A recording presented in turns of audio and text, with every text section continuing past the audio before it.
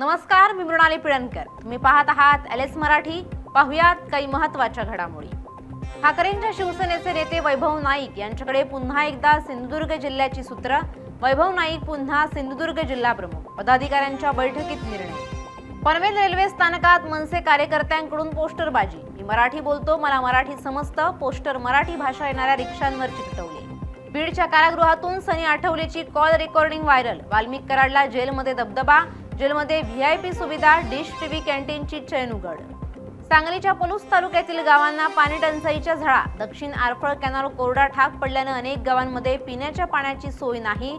लवकर पाणी सोडावं, शेतकऱ्यांची मागणी. बीडमध्ये शेतकरी आत्मदहनाचा वाढता आकडा. कर्जबाजारीपणाला कंटाळून आणखी एक बळी.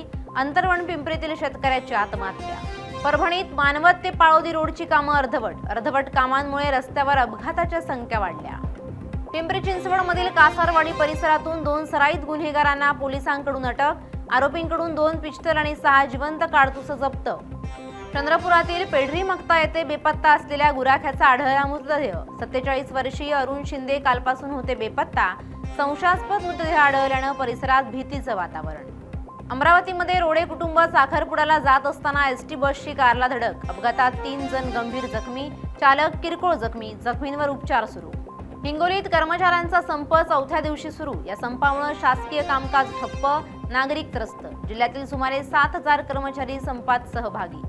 या होत्या आताच्या घडीच्या काही महत्त्वाच्या बातम्या. अशाच महत्त्वाच्या बातम्यांसाठी पाहत रहा एलएस मराठी.